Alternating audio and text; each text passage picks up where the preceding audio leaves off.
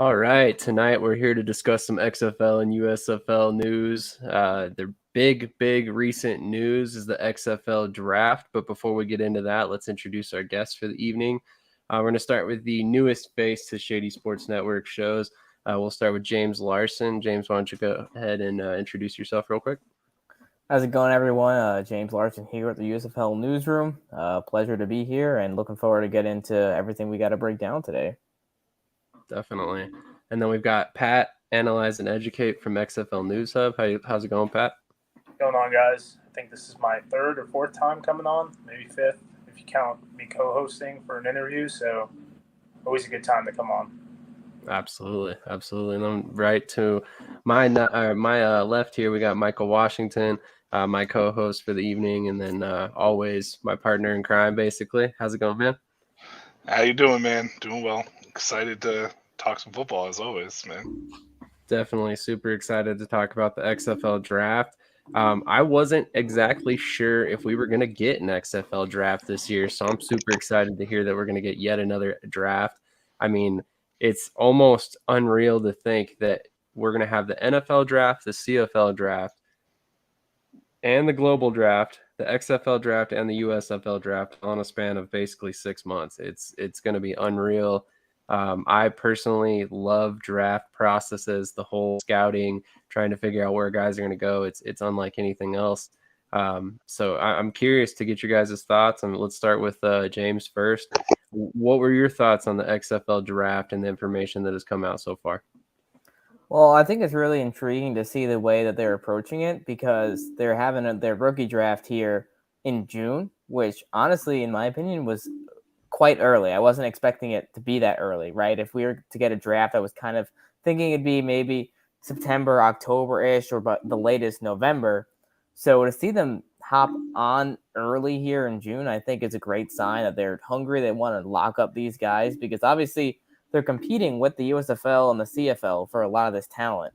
So I think them at least bringing up their rosters to 90 is going to be it's pretty crazy for a spring league. I mean, I think probably the largest number we've ever seen in one of these spring leagues before for like a preseason roster. So, yeah, it's very intriguing. I'm very interested to see how it all plays out. Absolutely, Pat. You would know better than I would. Is this the largest roster we've ever seen in a spring football setting before?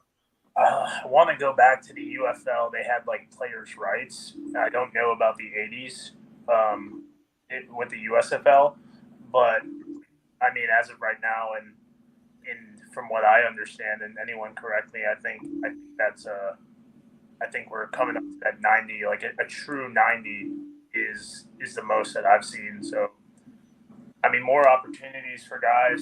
Maybe they can kind of smooth out everything that happened with the alumni academy and get some of those guys into the fold. Yeah, uber excited. I think if they keep the same format that the USFL did with their draft, their air quote college rights, I think we'd have a good formula, especially with a lot of these guys already post rookie minicamp.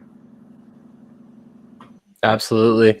One of my big questions heading into the XFL draft now, and we talked about it in our private chat with News Hub, is to see which USFL draft picks are targeted by XFL draft.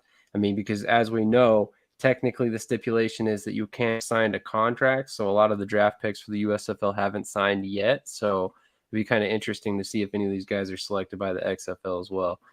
Michael, what were your thoughts on the draft process? To be completely honest with you, I think it's absolutely brilliant.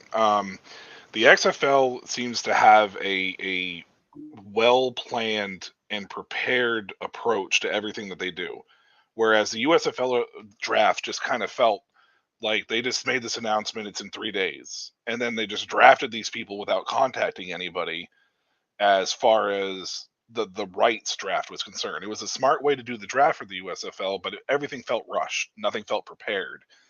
And then this here is at a perfect time because we know who the undrafted players are. You keep the same requirements for them as far as, you have to be eligible for, this year's draft, et cetera, et cetera.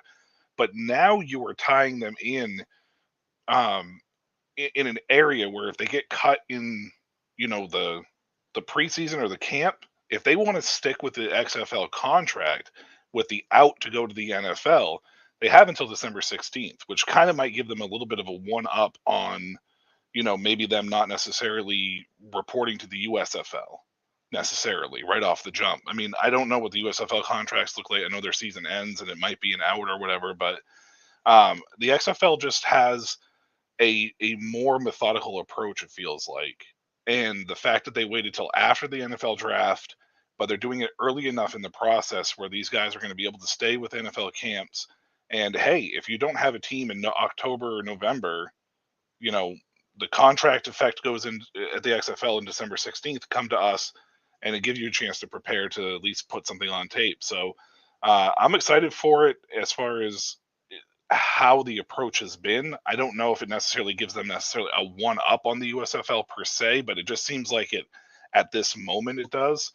But I am interested in guys like Malik Cunningham to see what the XFL happens to do there, because he was one of the guys that obviously mentioned the USFL in one of the pressers with the NFL and kind of made a comment that nobody from the USFL has got a hold of them. But the XFL is still doing their showcase too, as well, throughout the course of the summer, and it sounds like into the fall. So I'm excited for it, and it does give opportunities, and it is a huge number. But it might be smart for the XFL to do it this early. We'll see. Yeah, I'm very curious to see how it all works. I mean, that 90 number is extremely large, but I mean, with it being an off-season roster, the vast majority of these guys probably won't even make it to February. I mean, a lot of these guys will get picked up by the NFL, or they'll end up in the CFL, the USFL, stuff like that. So it's going to be interesting to see. But I think it's almost like it's intelligent. It's more of an intelligent move because of that, in my mind, because you have so much more competition for the talent at hand that at this point, why not raise your rosters way over what you're going to have? Because you're going to have a lot of turnover year over year over year, and it by design, technically. So it's going to be very interesting to follow with the XFL draft, with the increased roster size, with the USFL draft, and everything that's already gone so far. But we can go ahead and move on to the next topic at If hand, I could add to that real quick, if you don't mind. Something that you mentioned, which I think which will be interesting, is how many of these guys do we see end up in the USFL and the CFL, right? I mean, with 90 on the roster, we're assuming that the actual regular season roster will be somewhere around 50, 55, like it was in season 1. So a ton of these guys are going to get cut. So the odds of them ending up in the CFL or the USFL are pretty high. I mean, we see these guys bounce around from league to league all the time. I think what makes this the most intriguing for the XFL is that they're going to be getting a look at these guys first, which kind of gives them, in my opinion, a bit of an advantage because they're signing them first, they're seeing them first. Whether or not they're in an NFL camp, the XFL has first access to these guys compared to the other leagues. So will some of these guys end up in the other leagues? Yes, but the XFL had the first shot at them. So anyways, I think that's interesting. No, 100%. I think it's a fair point to make. Even if, you technically aren't going to see these guys play until the 24 calendar year, technically. So it'd be very interesting. I mean, with that out to go to the NFL until December, it's December 31st, correct? I think it's December 16th. Yeah, I think it's the 16th. No, Sorry about that. So just December 26th. So it's just a little bit of dyslexia by everyone. Gotcha. So December 26th. Gotcha. So with that being said, I mean, you have basically the rest of this year to try and latch on with an NFL team. And then if that doesn't work out, you go to the XFL and you still have a chance to latch on for the 2024 NFL season as well. So really, it's realistically a really good setup for those guys who might end up an undrafted free agent in the NFL. I mean, you can't ask for a better option than that currently. So I think that's a huge advantage for the XFL over the USFL currently, but we'll see how things go. Now getting to the next subject at hand, if you haven't caught it yet, the USFL is projected to, I think, make about $41 million, if I'm not mistaken. But so far they've generated 12.3 million, I believe the number was, so far. A couple days ago, Mark Cass put up this tweet, and then Ryan Cave the head of the USFLPA, commented here and said, smelling like a nice licensing agreement brewing in the USFL. XFL players unfortunately won't have the opportunity to take advantage of it right now. So I wanted to get you guys' thoughts on this. What do you think this ultimately means for the USFL overall? I mean, are players going to be getting a piece of the pie here? Does that mean they're going to be getting a raise already? Or is this simply him speculating based on what's come in? Let's go to Pat first. I mean, I think let your imagination run wild.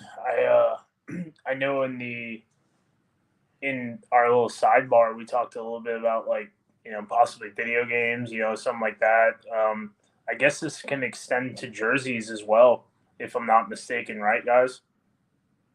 As far as with the licensing and everything, so you got people making a little bit of money. If it does come to fruition, I'm very curious. Obviously, you got a guy like Scooby Wright, who's got his own little brand going with the shark dog and everything like that.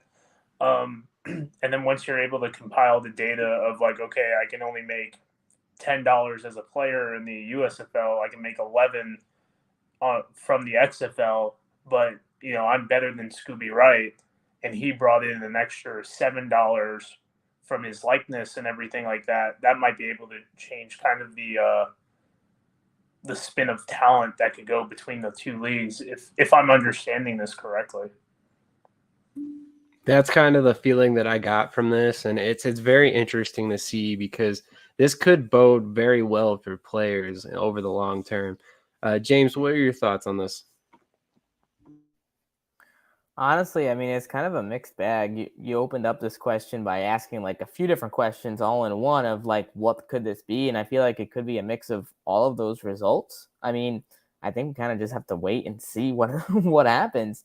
A lot of it feels like speculation, but at the same time, once these leagues really start to establish themselves for the long haul, right? Like we haven't really seen it before where leagues are around for 2, 3, 4, 5 years, at least in the modern era of spring football. So it's going to be fascinating to watch how, not for both leagues, the USFL and eventually the XFL, depending on what they do with the player union and all of that, like how all these things play into the players having, I guess, more financial freedom within these organizations.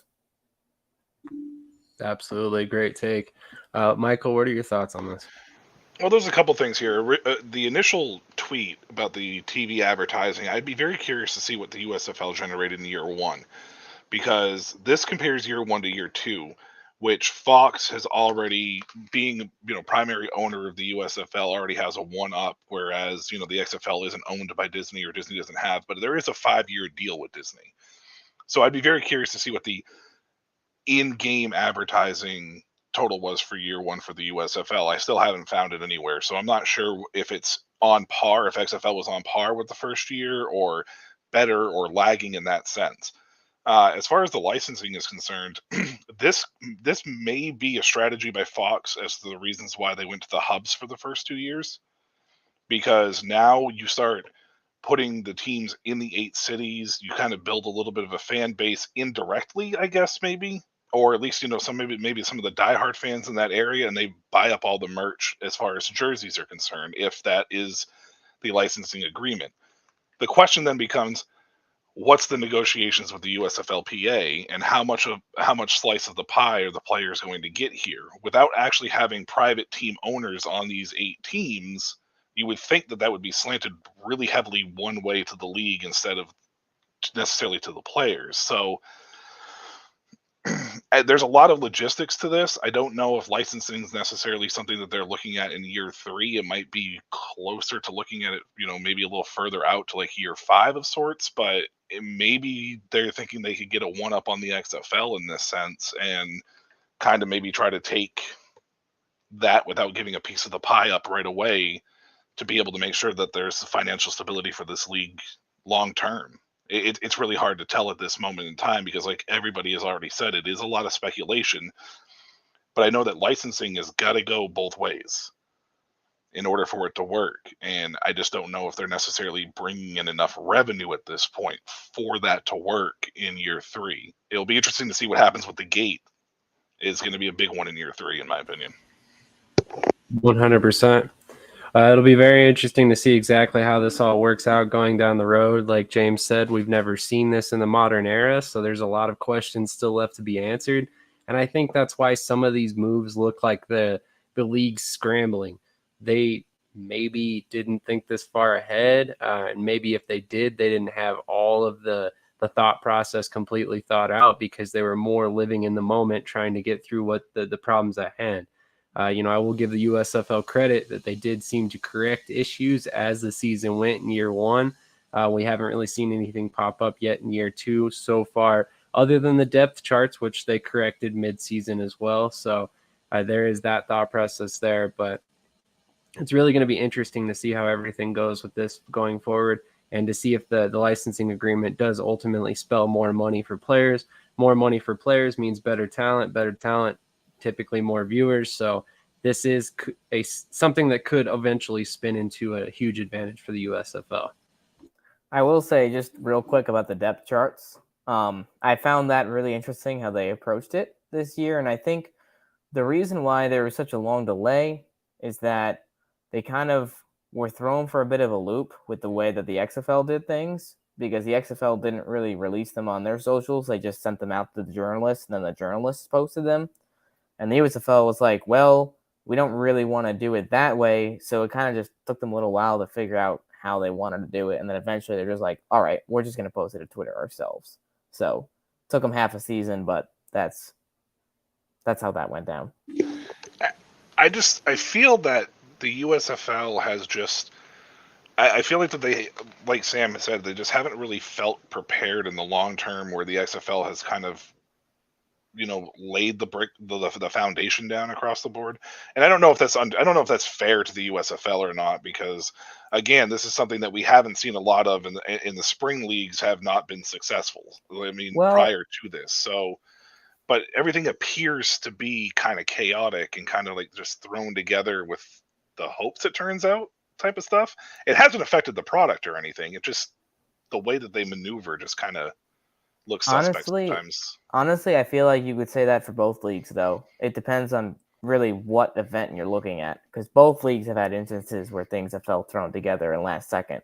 So, I definitely, Vegas was a big one for the XFL. That was definitely a big one for the XFL, and I kind of partially blame that on Allegiant Stadium and their no compete clause. I mean, I don't understand why they couldn't have worked something out with the XFL being in the spring to use Sam Boyd Stadium at UNLV. But I mean, I digress on that because it is what it is at this point.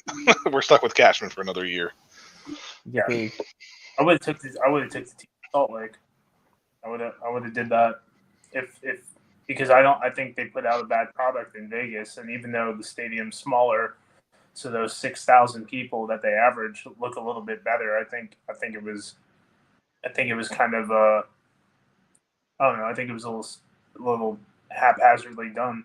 And but the only disagreement I'll have with you, James, is Daryl Johnson has had years to kind of figure this out, because he was with the XFL in 2020, and I believe he was with the AAF in 2019 on their board as well. So I'm not saying he was the GM for the Commanders.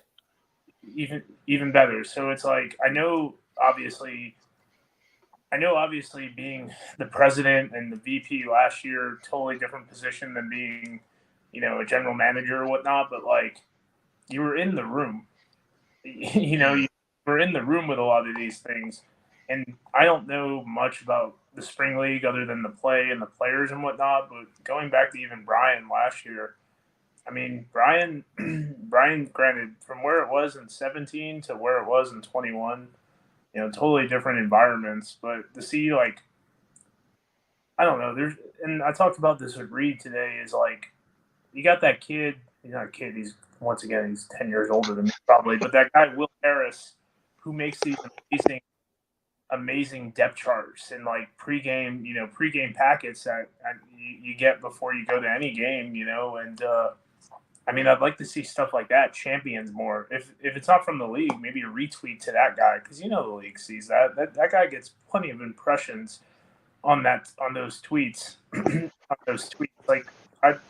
I'd I love those things because it's creating to the casual fan who doesn't know who Alex Magoo is, who just happened to be in Birmingham that day, and they're like, "Oh, this guy was in FIU. I'm from Florida. This is cool." Like now I'm going to care about this league outside of visiting my cousin in Birmingham once in 6 months.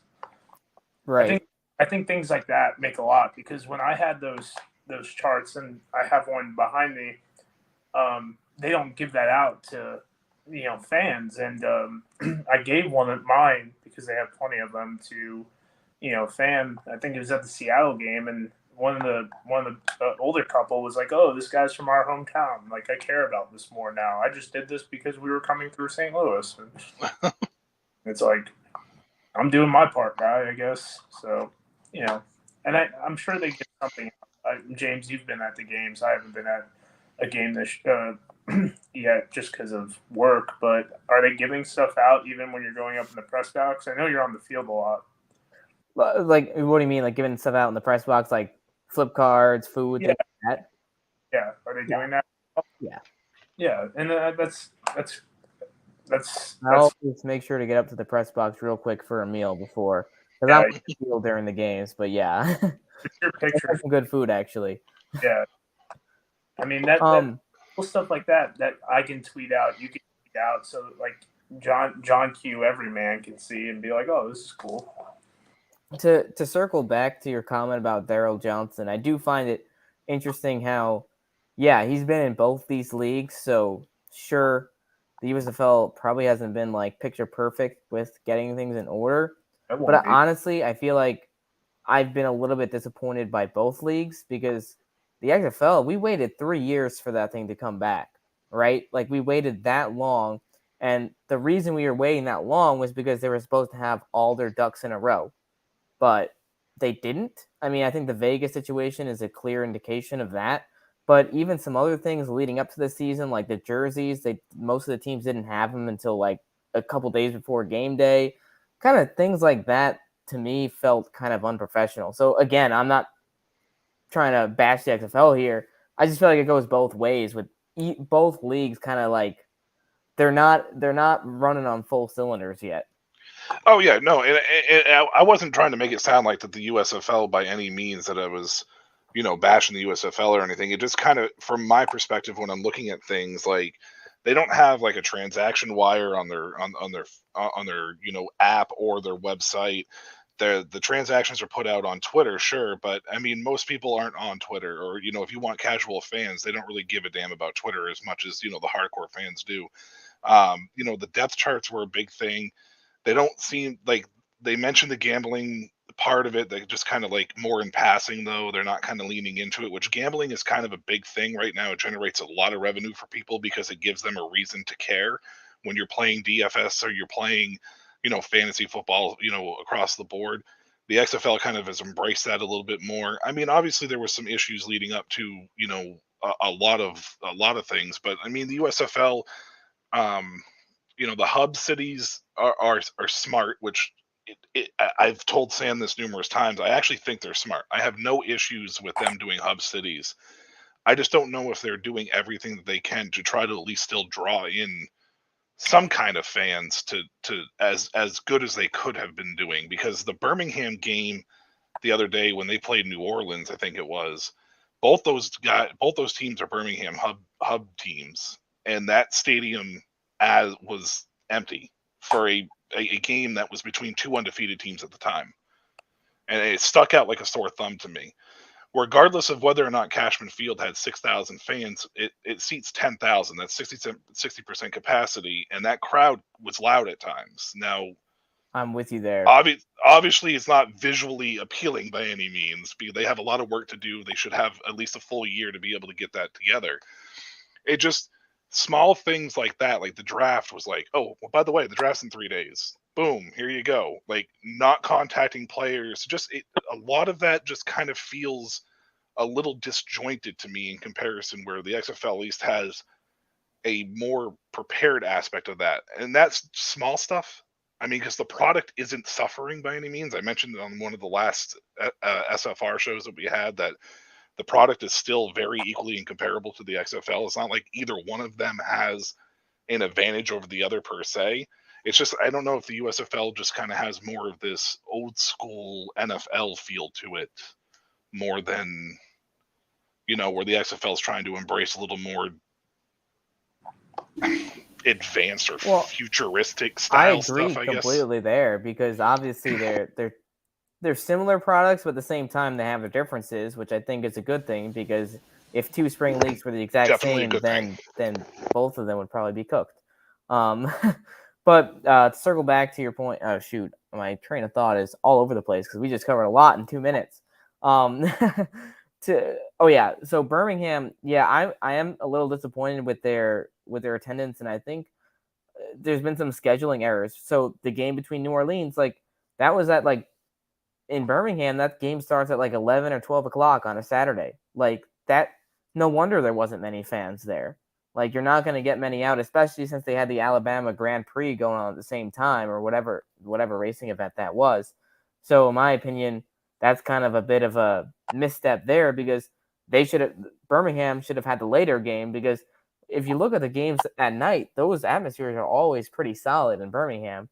So yeah, missed opportunity there for sure. Well, also too, where is Birmingham 2 hours away from Atlanta? Where do a third of this league, these players come from? Georgia.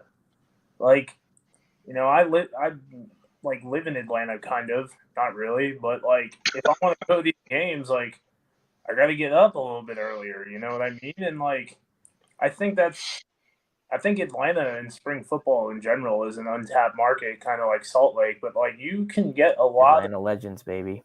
Yeah. Sorry. And no, dude, Matt Sims, Aaron Murray, Peter Pujols, let's go, man. But 2-6, let's go. Denard Robinson was on that team too, man. I think Ed Reynolds as well. But I mean, like, you can get a lot of these people to travel 2 hours, an hour and a half if you goose it on 85 or 285 to go to this game. And I mean, maybe that's a stretch, but is it really? People in Georgia like football, and like I said, a third of this league seems to be from Georgia. So, like, you're missing out on a couple hundred, maybe a couple thousand people, just come to Birmingham for a day. 100%. Well, and we'll see how things go this week, week 7, because Birmingham and New Orleans play again. They're both 4-2. I mean, this is a huge matchup, and this time it's at 4, which I think Birmingham time would be 3. So that's a little bit more reasonable. So hopefully this time around they'll bring in a bit more. But I do agree that some of the scheduling has been odd. Again, even this week, Memphis had their game at 12:30, and then Houston played a game at 4 or 5, I think it was.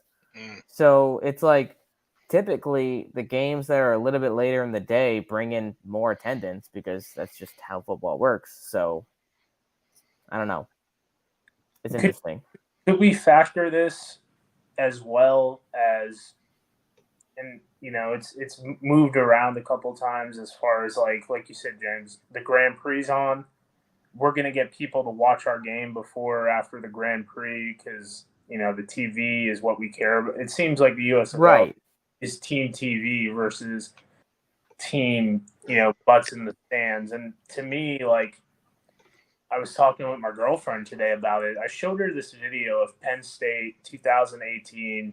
Shea Patterson was the quarterback, and because she's been to Battlehawks games, so like that's her standard of like spring football. Like if she watches anything else, if it's not the same thing as the Dome, she don't really care for it. She loves football, but whatever. On that front, I think it changes the camera. Well, I don't think. I know it changes the camera angles. You can't wave certain things. You can't do – the drone can't come down. And you see they do it in week 1, and they did it in the championship as well. The drone can't come down, get that angle of the fans, and then it circles into behind the quarterback, and then you just see people losing their mind, and then it's just football field, Like they are clearly – condensing the view sometimes because even if I'm watching a good football game, no one in Memphis cares. I don't want to say no one, that's rude. Not many people in Memphis care about the Gamblers and the Panthers playing. They'll go to the game, the showboat, and you saw it when the showboats in week 1. Like I don't think 30,000, but it definitely wasn't 10. It was more than that. It was definitely at least 25.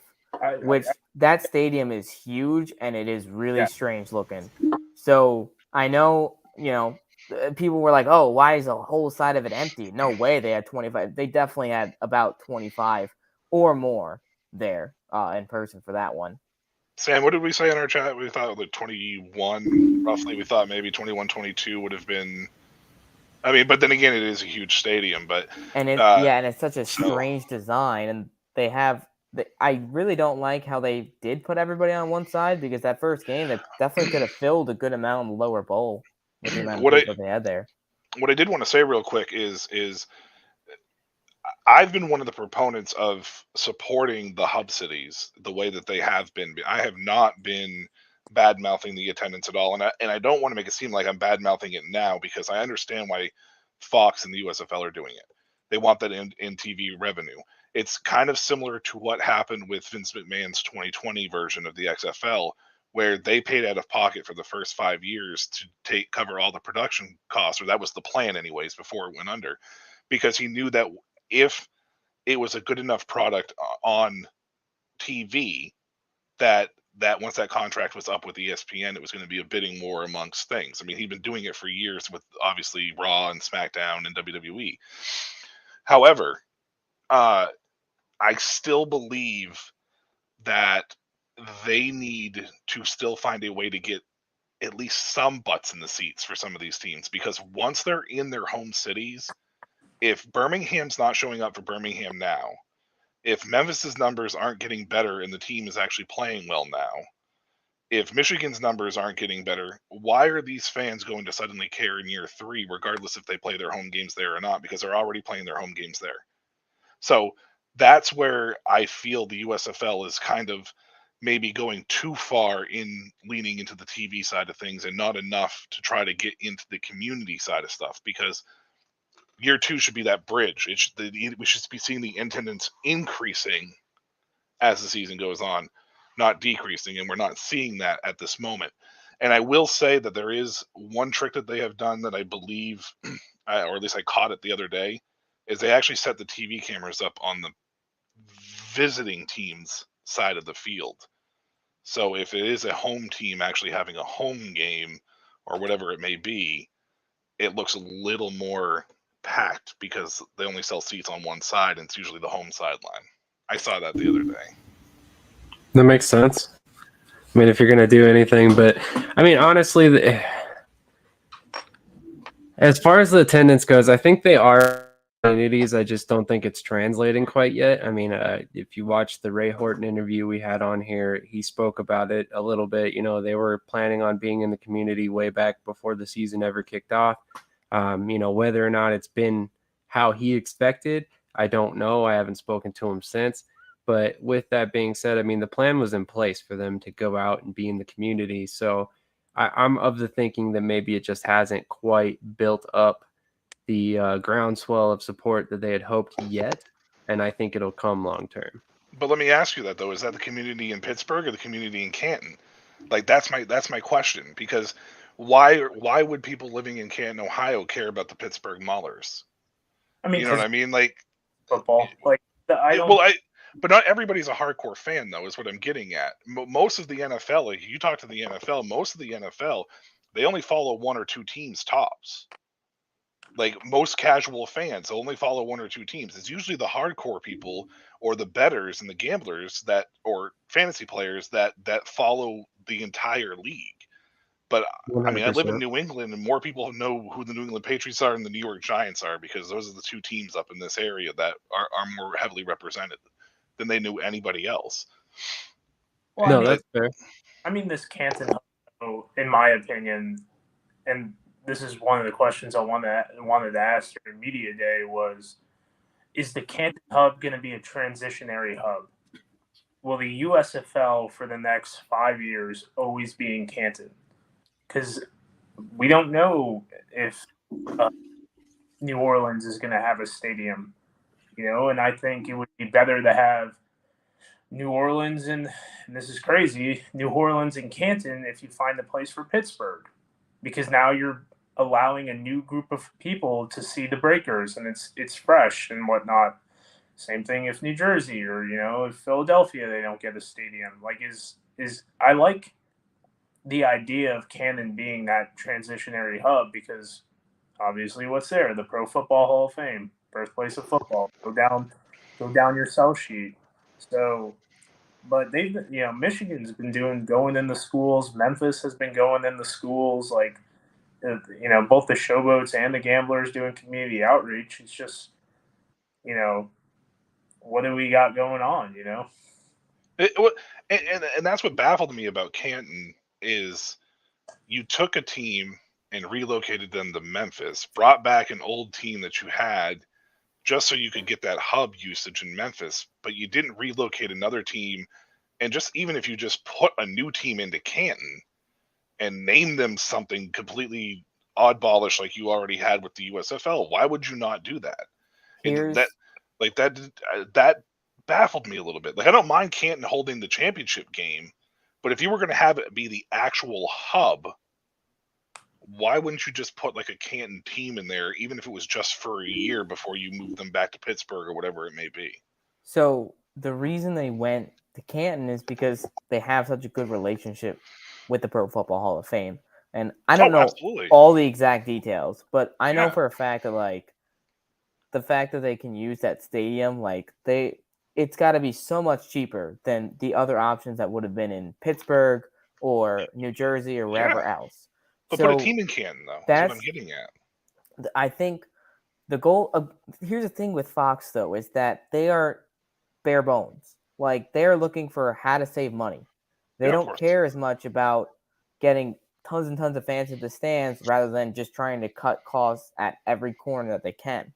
So yes, would it have made sense to put a team in Canton for a year? Sure, but I honestly think the plan is to eventually actually establish a franchise in Canton eventually within the next couple of years, or maybe not the next couple of years, but eventually, as once they hit the expansion, Canton's likely to get a team. So I think it made more sense for them to do it this way rather than putting a team in Canton, taking them out, and then eventually bringing another team back. That would have made no sense either. Okay, so don't do it for a year. Just get the ball rolling on building the franchise now. I mean, keep Canton in my back pocket until the last possible second. I don't know.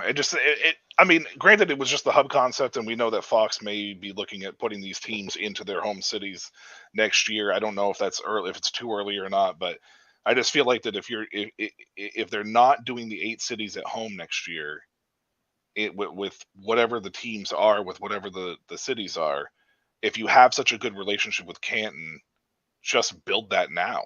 I would keep it in my back pocket until the last possible second. I exhausted everything for the Breakers, for Philly, for Houston, for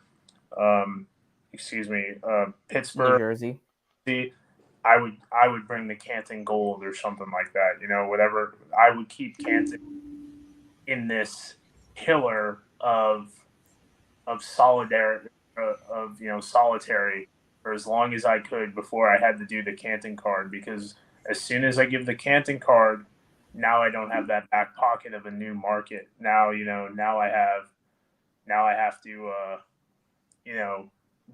I want to say rebuild a new brand, which essentially you're going to have to do that when you go to New Orleans, Houston, but at the same time, like, it's kind of a wild card for them a little bit. It's kind of just like, hey, this is something we can do if we need to, but we don't need to do it because now we're doing all this other stuff, in my opinion. I understand that. I don't know. I just feel like you'd rather have at least one of your teams with a strong fan base and strong support if you're going to be there anyways throughout the course of the time that you're there at the beginning half of, I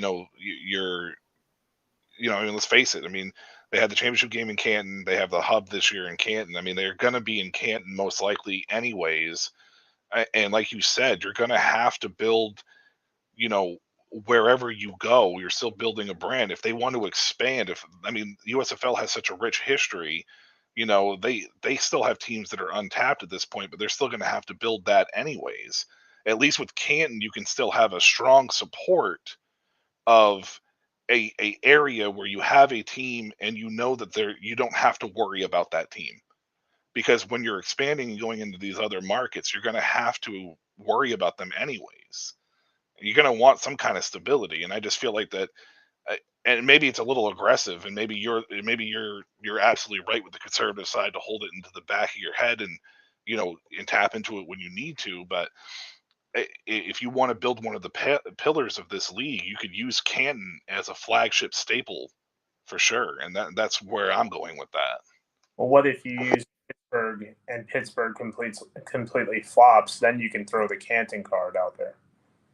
Like if you get to Pittsburgh, you know what I mean, and you have the Maulers, and the Maulers just arbitrary number. They get 3 people that go to each game that aren't a family member. Then you bring it back to Canton. Now you've already because I think they have good markets in Birmingham, Memphis, Memphis, Detroit, and even Houston. When Houston comes to fruition, and if they're playing at TDU Stadium or whatever it's called, you go to Philly, you go to Pittsburgh, you go. I don't think Jersey is going to be a good market whatsoever. I think anything in New Jersey or USFL, FXFL, Elemental PFL. I think that's a terrible market to be in. I just don't see it succeeding. I would rather wait until I had to, and then you throw the Canton Legends in there.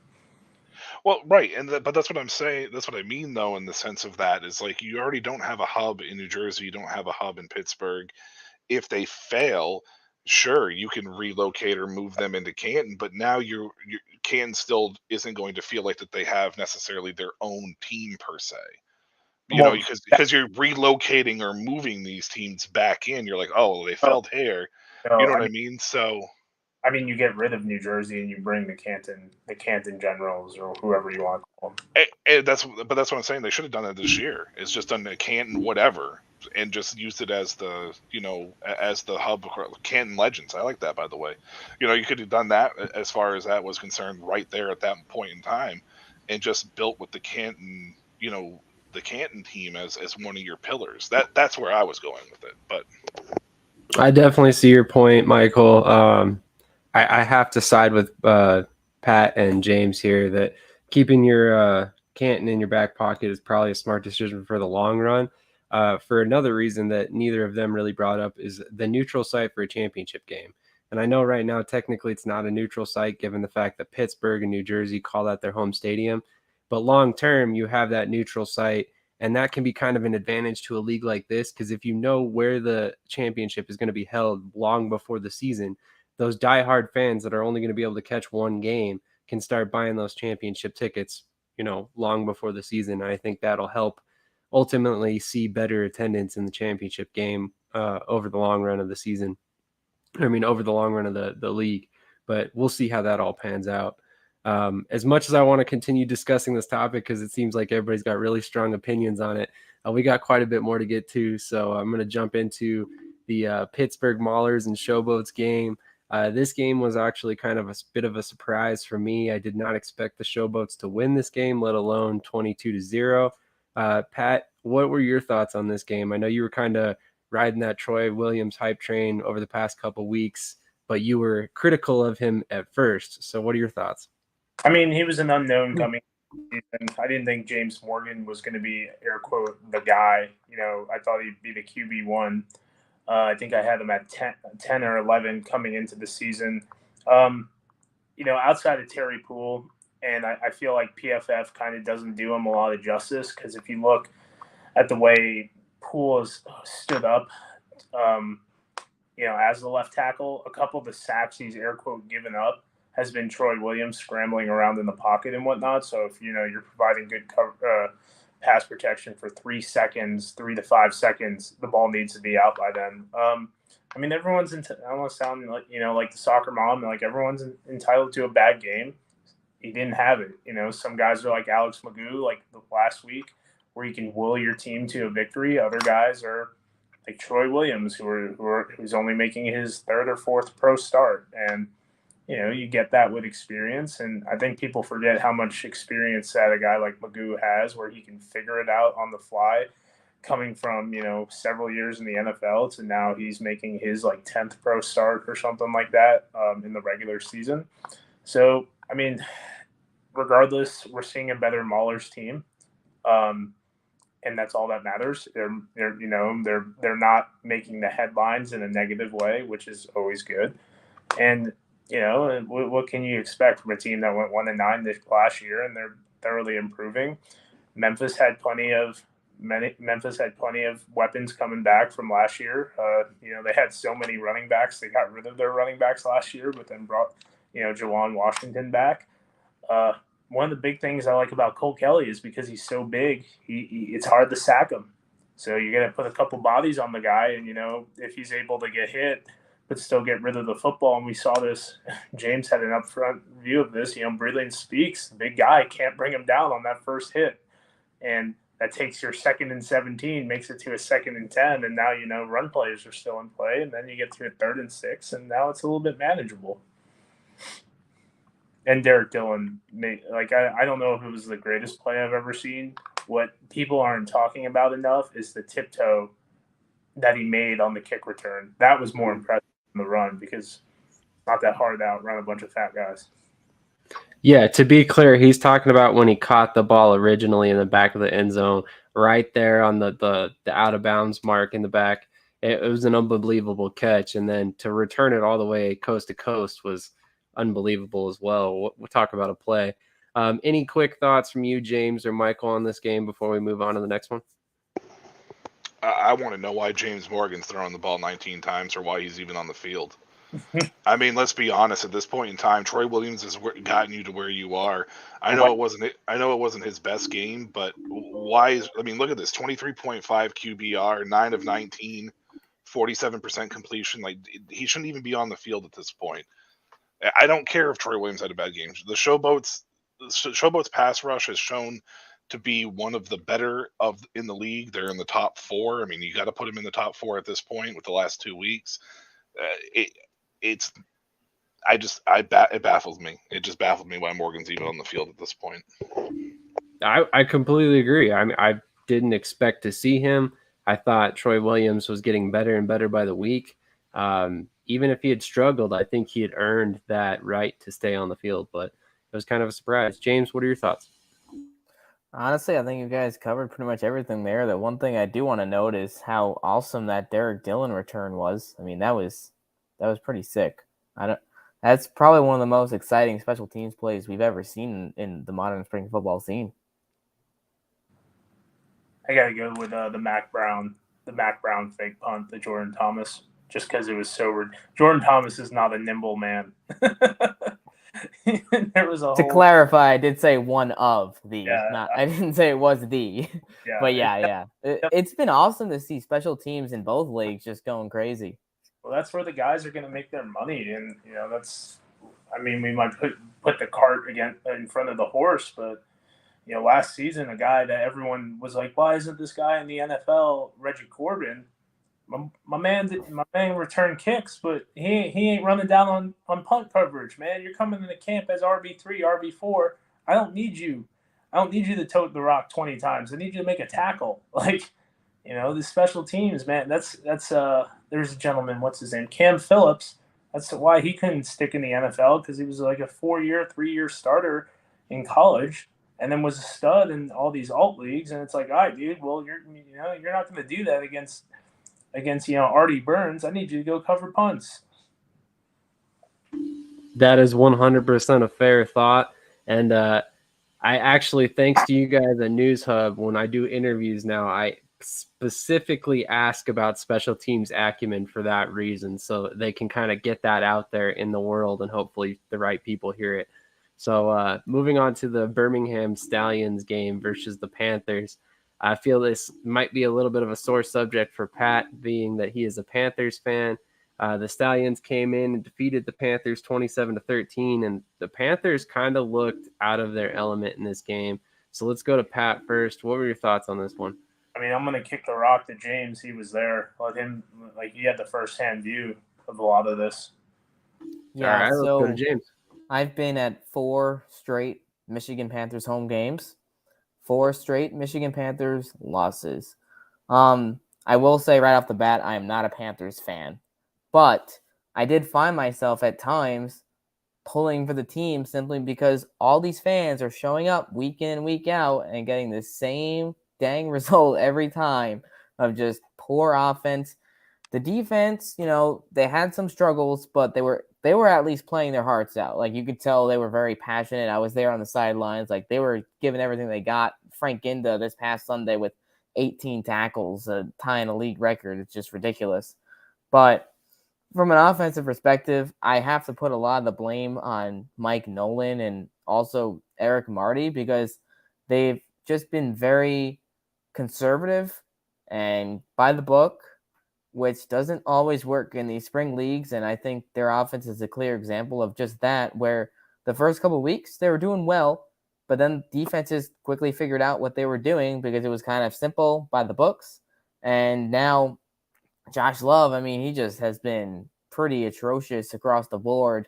I don't want to knock him too much because I do think that the coaching plays a big factor in how he's performed, but they just can't find any life. And the offensive line has also been just terrible. So yeah, it's just across the board, ugly. That's completely fair. Pat, do you have anything to add to that? I mean, Rodarius Ham, the right tackle. I'm not too impressed by the offensive line play. I'm not a big Sean Pollard guy. Just because he went to Clemson, I get it. Seeing a little bit more of Stevie Scott, way more of a physical runner. It seemed like every play I saw Quinton Poling in the backfield. I don't know, and because I've only watched the game once, I don't know if that was him making great reads. I don't know if that was him, just blitzing on, first and second down. You saw a lot of that. Pass protection, not so much from the offensive line bothered me, but with those skill players, the tight ends, the running backs, they weren't looking inside the out. Corbin at times looked a little skittish, man. I'm not gonna lie. It come up, it looked a little confused as a pass blocker. I know a couple people on social media talked to him, and I'm not trying to ruffle his feathers. I think he's a great running back, but you want to take that next step, and I think that's, and I talked about this a lot, was the loss of Cam Scarlett as that utility back. I think he led the running backs in receptions. He was on every special teams, return kicks, was an up back on punt, was always their third down back. Granted, he had a bad fumble last year, but his loss I think hurt this team a lot, man, because the team is a lot better. I do think the offensive line is better. I don't, compared to last year, I was not too high on them.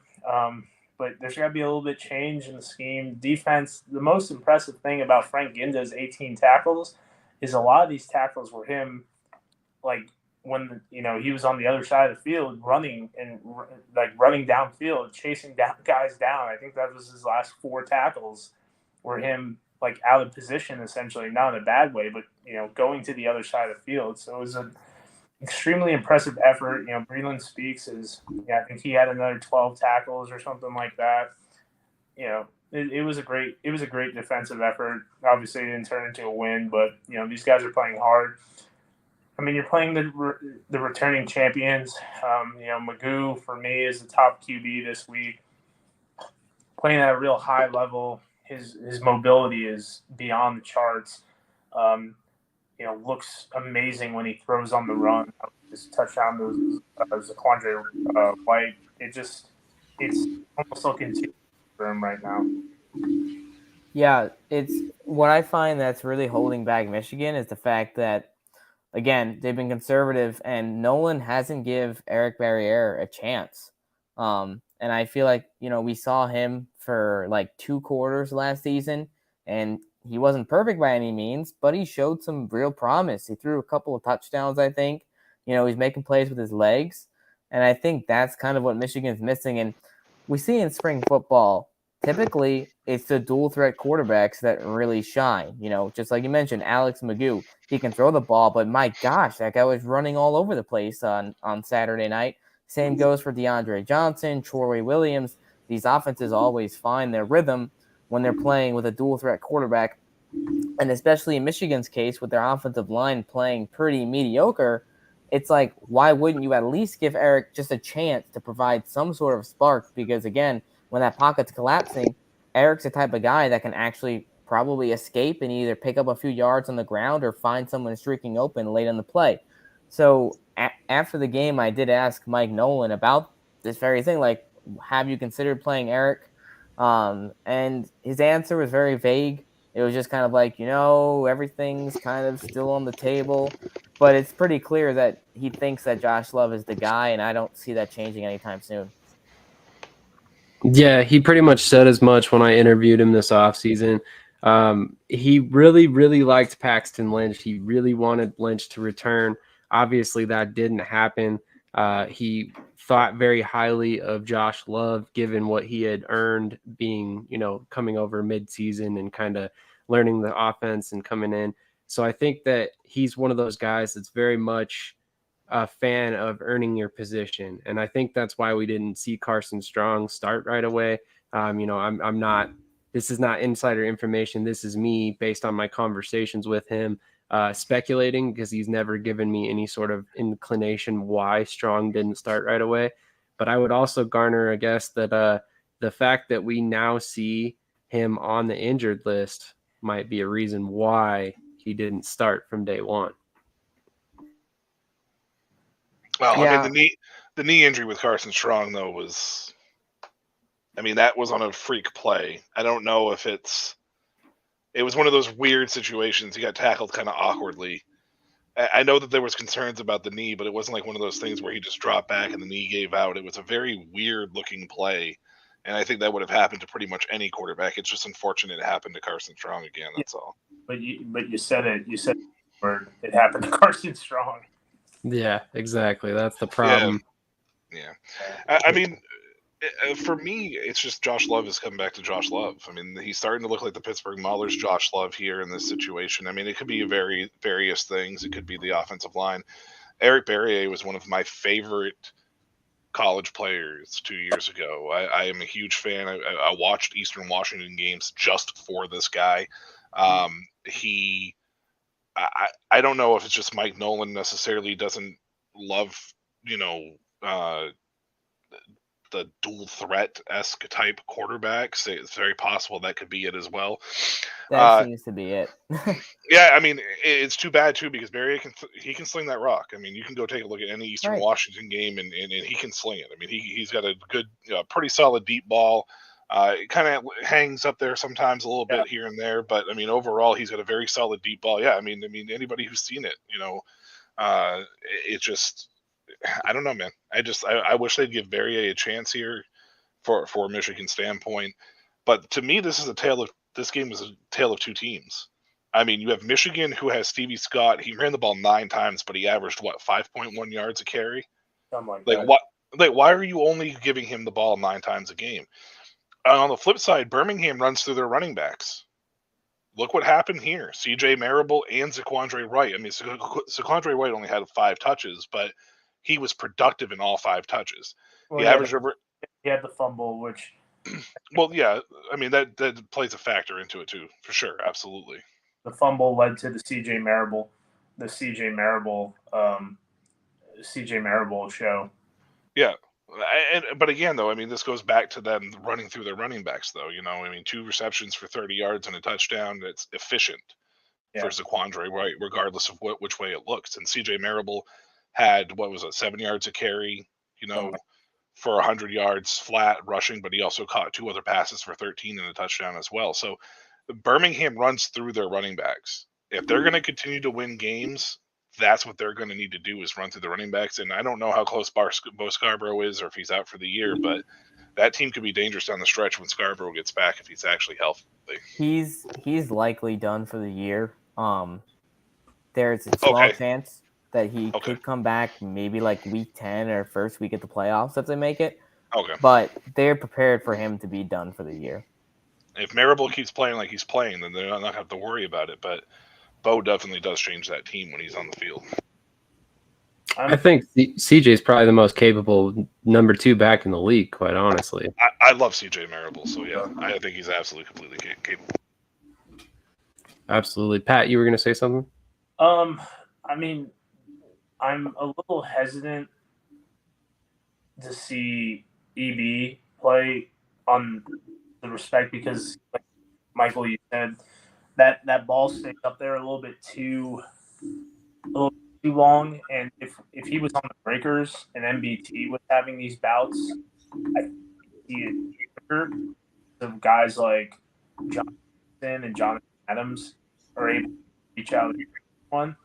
I feel like Michigan has that guy, and that might be my only reservation. But if you run a certain scheme, obviously, then it is what it is. And we saw a lot of good passes from Love earlier, where they were attacking the seam with either Trey Quinn or Cole Hicatini or Marcus Ball through the middle of the field. But I mean, you go back, you take away, you stop playing cover 2. Those plays don't happen anymore, or you stop playing cover 2. Like those plays aren't happening anymore, and that's what was going on a lot. Love was able to find the pocket, between the little pocket between the linebacker and the 2 safeties, and they made a lot of money from it in the first 2 weeks. 100%.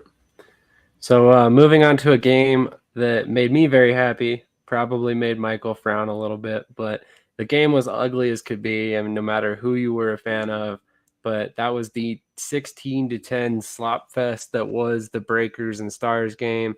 Ultimately, I think we saw a total of 4 or 5 turnovers in this game. It just ultimately was a mess. It was the field goal units and defensive units that were the stars of this game, despite the fact that it looks like Case Cookis did fairly well in the completion percentage rate. He didn't throw a touchdown, threw 2 interceptions by McLeod Bethel-Thompson. Neither offense looked at all in rhythm. Michael, what were your thoughts on this game? This Breakers team is the last 2 weeks have been very telling to me. They are a team that cannot seem to handle grinding offenses at all. Any team that slows the process down and grinds it out, they cannot stop. They can't get off the field.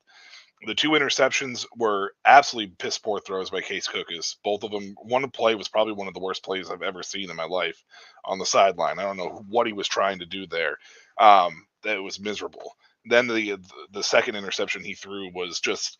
It was a great play by the defender, but it was also a poorly thrown ball by Case. Now, with that being said, the Breakers secondary is absolutely atrocious against slow offenses like this because they couldn't get off the field on third down for the most part, and that's where Philadelphia grinded out this kind of like victory. It's kind of the same thing with Memphis did last week, where they held them to 10 points. But this offense is such a rhythm offense that if you take a look at week 2 when they played Houston, it was a high scoring offense. It was a high scoring game, but that was because Houston scored so quickly the defense got off the field. So New Orleans was able to stay in rhythm. The game against Birmingham was very similar. It was very quick scores here and there, so New Orleans was able to stay in rhythm on offense. If it's not a 3 and out, and if it's not a quick score by the other team, this offense gets out of rhythm, and the next thing you know, you are scoring 10 points 2 weeks in a row against 2 teams that everybody pretty much predicted you to beat the brakes off of because they aren't the best teams in the league. No offense to your Stars, but they haven't looked very good. I still don't think they haven't had an offensive touchdown in 2 straight games now. So when you look at this team, it's the blueprint to beat the Breakers is right there in front of you. Slow the pace down and make sure that you can get into third and manageables, and you will get a third down on at least 85 to 90% of the plays. Like it just felt like every third down was Philadelphia first down. It was awful to watch from that secondary. It was an interesting game from game flow perspective. I do want to say that all of us, every single one who predicted the last 2 weeks, predicted a Stars loss to the Generals and the Breakers. So That tells you, including myself, who's a huge Stars fan. You can even see the championship shirt behind me here. It's one of those things. We saw the writing on the wall. The Breakers offense is the best in the league. MBT, best quarterback in the league. Wes Hills, hands down, probably the best running back in the league outside of maybe Mark Thompson. Honestly, it's just, I don't think anybody expected this performance over the last 2 weeks from the Breakers. And I still think New Orleans might have the best offense in the league. It's just they are a rhythm offense. If they're not in that rhythm, forget about it. It's done for them. So 100%. 100%. And this was actually one of the few games that the Stars got the run game going. You saw 25 carries for 124 yards, 5-yard per carry average, which is well over what they've averaged on the season. Their season average up to this point was 2.9 yards prior to this game. Corey Coleman had a pretty solid game last week. He was quiet. Terry Wright got involved a little bit. DeAndre Overton stepping up a little bit in the wake of Jordan Sewell's injury, which James actually broke the news on a couple days ago. Just a ton of decent performances that were not coming over the past couple games. But moving on to the next game at hand, we got the New Jersey Generals. If I could just make one quick comment about Absolutely. the Stars game. Sorry. You're good. So I did get to ask Case about that sideline interception, and he took full responsibility for that. He just said, it was a classic case of him just trying to do too much.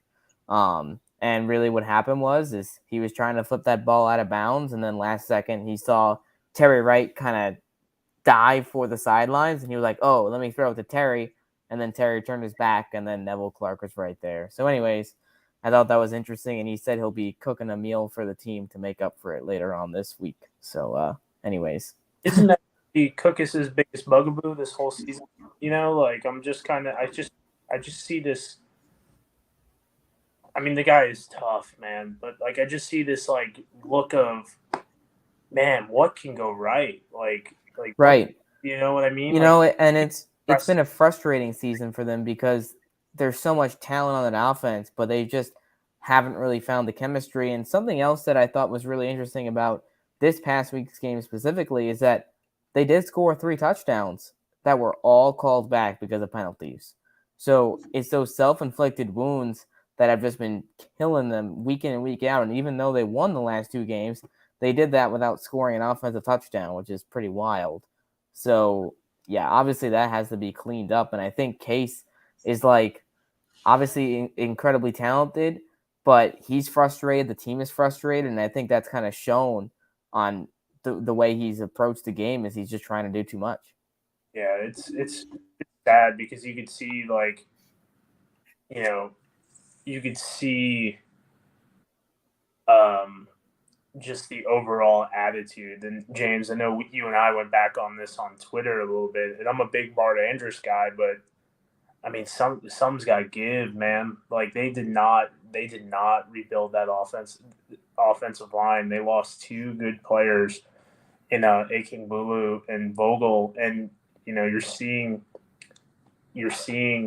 the result of this in Case, and you're seeing the rest of the guys are all these penalties and whatnot, and Cases. I'm surprised I think he's only missed really 1 snap technically, that 4th and 12. I don't think that or Kevin Thompson have played other than Kevin playing a couple weeks ago on the 4th and 12. So, I mean, I give this dude credit, man, but I mean, it's just sad to see the stat line not reflect his skill set, especially what we saw last year. It is sad. It is very sad because there's a lot of people that don't really watch the game entirely, and they look and see Case Cookus' performance, and they're like, why isn't that guy on the bench? But what you don't see is the fact that, or at least you don't see it if you don't look a little bit further down in the box score, is the fact that the Stars have allowed 23 sacks up until this week, and they actually didn't allow a sack in this game for the first time all season long. That's almost an average of 5 sacks per game. That's unreal. I've never heard of that in the professional level. So for him to operate in that manner and any sort of efficiency is unreal. And he should definitely get some credit for being that and then being extremely tough because he's taken a lot of hits this season. He continues to get up and be a leader for his team. And I think that's one trait that really won fans over last year. I was one of the few saying Brian Scott was still a better quarterback, but that's neither here nor there at this point. Moving on to the Generals game, or the Generals versus the Gamblers game. This was another 10-16 stinker. The Houston Gamblers had a little bit better control on this game than I would say the Stars had on their game. Anybody got some thoughts on this game? James, you in particular? Sorry, I gotta unmute myself there. You're good. So I thought it was a very interesting decision by Mike Riley to go with Kyle Lauletta. Kyle ended up playing most of the second half last week due to DeAndre Johnson getting injured. And interestingly enough, DeAndre could have returned in that game, but just decided not to because he did tweak his ankle, and that's something that they've been very cautious about since that's what kind of kept him out for the second half of last season, which is why we saw so much of Luis Perez. Anyways, Lauletta, it wasn't the second half, he did show that he can get into a rhythm as a quarterback, and I don't want to knock him too hard because it's not easy to come into a league like this and have your first start in week 6. This is his first start against a defense that's been building chemistry for 6 weeks. So it's not easy, but he left a lot out on the table. And I'll be honest, I really feel like New Jersey could have come away with a win had DeAndre Johnson been in that game really from the start, because DeAndre brings so much to that offense. As we know, dual threat quarterbacks, just especially in these leagues, they just tend to thrive. And while Johnson hasn't been throwing it at a high clip this year, Lauletta obviously didn't really do much through the air either. And Johnson definitely would have provided more from an RPO standpoint of that three-headed monstrous attack of him, Williams, and Victor. Absolutely. I was shocked not to see DeAndre Johnson in this game at all. They interviewed Mike Riley at the beginning of the game, and he said, "Oh yeah, you'll see both." But I feel like it was a predetermined decision that DeAndre was not going to play because, I mean, he had the helmet on, he was cheering for his teammates on, but there was nothing that Kyle Lauletta did that made me believe as a head coach that you were comfortable keeping him in the whole game. And again, it's not necessarily a knock on Lauletta because, like you said, he comes in on a start off the bench where he's not normally a starter. It just there was nothing there to make me think as a head coach that you go and stick with Lauletta, that he gives you the best chance to win with the way he played.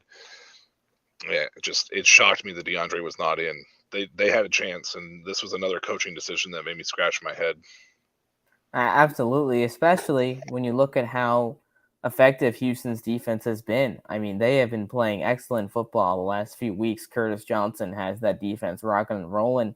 Guys like Jeremiah Johnson, who had an outstanding game with several tackles. He had the interception, a couple of passes defensed. Raheem Bingham has been getting at quarterbacks all season long. It's surprising to me that you wouldn't insert a dual threat quarterback against a defense like that specifically to open things up, but I'm not a coach, so what do I know? Hey, I had the same thought, if it makes you feel any better, but like you said, we're not coaches, so there's a reason why we're over here talking about the games and they're over there game planning for their next one. I did coach. That's fair. Did coach, and I did coach, and I still scratch my head about it because, I mean, in my experience, it was very limited experience and never professionally. I do want to throw that out there, but I did coach. I mean, and as from a coach's standpoint and mentality, I don't, especially in a spring league, like this isn't like the NFL where you stick with your guy and make sure you build chemistry and stuff like. But in a spring league where you have a shorter season and you don't have, this would be a decision if you were going to stick with Lauletta for the rest of the year. But we all know here that the Generals are most likely not going to stick with Lauletta for the rest of the year. It would be crazy to do that. But at 2-4, luckily they're only one game out. But come on, you got to do something here. Do we know that they're not going to stick with Kyle Little? I mean, obviously we don't. I mean, he played the whole game with supposedly DeAndre Johnson was supposed to play, but DeAndre Johnson coming off the injury, it kind of made me think it was more of a coach's decision to keep him rested, and they sacrificed this game instead of trying to force him back out there to get possibly hurt further. I would be shocked if Laletta started next week. I think, and this is pure speculation, this is just my own thoughts here, is that Riley obviously really enjoyed having Luis Perez last season, more of a pocket passer, game manager, and obviously DeAndre brings so much value to the team, but it almost felt like this week Riley wanted to see if Laletta could kind of play similar to how Perez has played for them last season. So the fact that things didn't go too well this week would make me believe that we see Johnson in week 7, but you never know. See, that's interesting to me because he was doing that with Prukop at the beginning of the year, and I feel like Prukop is closer to Luis Perez than Laletta is to Perez. I think Brew Cup is similar to DeAndre. Yeah, Prukop is much more of a dual threat guy, and you saw basically.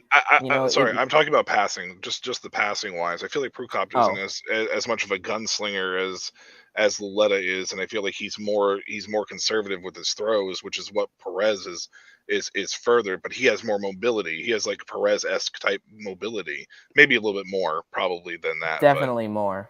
Yeah, I think 40 times when I looked it up in the preseason, we're in that like mid 4.6, while Laletta is a 4.7, 4.8 guy.